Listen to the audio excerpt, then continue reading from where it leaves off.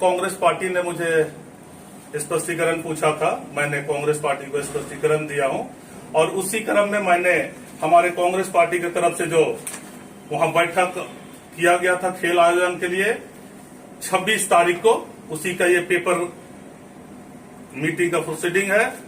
यहां पर प्रस्ताव लिए गए हैं और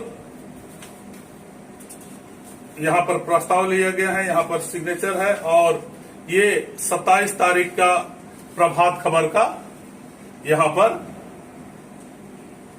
कटिंग, जिसमें कि उन सभी चीजों के प्रखंड कांग्रेस कमेटी ने अखबार में दिया था। यह इस बात का प्रूफ है कि मैं जर्सी साड़ी और फुटबॉल लेने के लिए कलकत्ता आया था। हमारे लिए तो यह बहुत बड़ी दुर्घटना है, क्योंकि हमारा क्षेत्र खेल प्रेमी क्षेत्र है और वहाँ हॉकी फुटबॉल के प्रतिभावान खिलाड़ियों की कोई कमी नहीं है।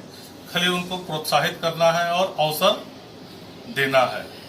और आदिवासी समाज का पहचान और अस्तित्व हमारी संस्कृति में छिपी है और हम अपने संस्कृति का विकास के लिए, उन्हें संरक्षण देने के लिए अवसर प्रदान करते हैं।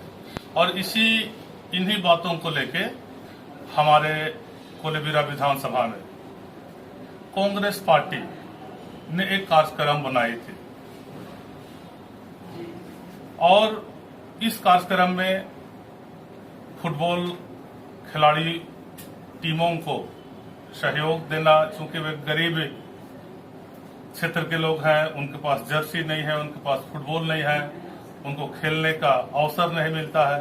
तो पार्टी ने यह निर्णय लिया था कि हम अपने क्षेत्र में युवाओं के प्रोत्साहन और खेल को बढ़ावा देने के लिए फुटबॉल का आयोजन करेंगे, हॉकी का आयोजन करेंगे और सांस्कृतिक नाच कार्यक्रम का आयोजन करेंगे।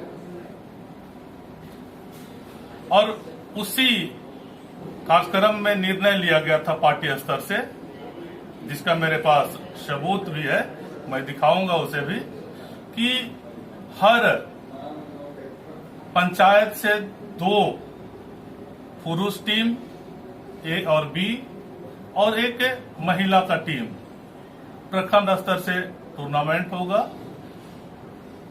उन्हें कांग्रेस पार्टी अवसर देगी और उन्हें कांग्रेस पार्टी प्रोत्साहन करेगी, पुरस्कार देकर, उनको जर्सी भेंट कर, फुटबॉल भेंट कर और अवसर देकर कांग्रेस उनके साथ गहरा संबंध बनाने का यह नियत था। और इसी तरह हॉकी और नाच का भी था।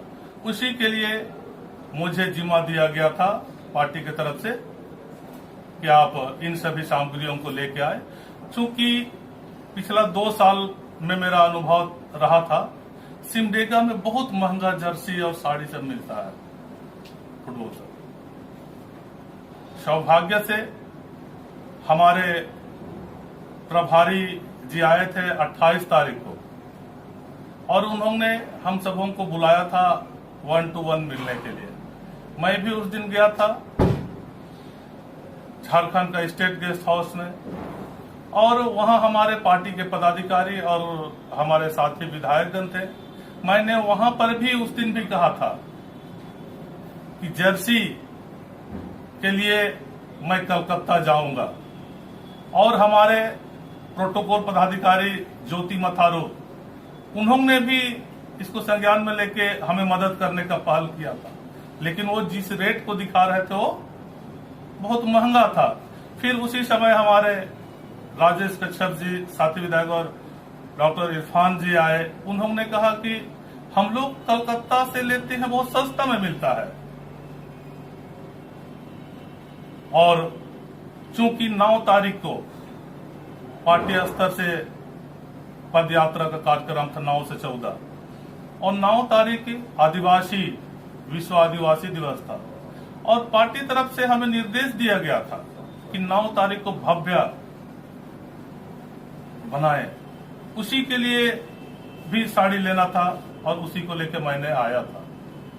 मेरे लिए यहाँ जो घटना घटी एक बहुत ही दुर्भाग्यपूर्ण घटना घटी, लेकिन इन घटनाओं से मैं घबराता नहीं हूं, क्योंकि मैं जानता हूं और ईश्वर भी इस तरह की घटनाओं को लेके अपने वचन में कहे हैं। परीक्षाओं की घड़ी मानव समुदाय के लिए बहुत ही महत्वपूर्ण घड़ी होता है। इस कठिन दौर में नम्रता और धैर्य का विकास होता है और नम्रता और धैर्य जीत की एक पूंजी होती है। और इस कठिन घड़ी में मैंने अनुभव किया और यह धैर्य और नम्रता मुझे पार्टी से जोड़े रखी। निश्चित तौर से मैं कांग्रेस, जेएमएम और राजद के गठबंधन के साथ हूं। आप लोगों ने कभी मेरे मुंह से कांग्रेस पार्टी और गठबंधन के खिलाफ बोलते हुए नहीं सुना होगा, बल्कि हमारे जो कांग्रेस से जुड़े हुए समुदाय जो कांग्रेस पर भरोसा करती है, उन समुदायों के लिए मैं लड़ता रहा हूं।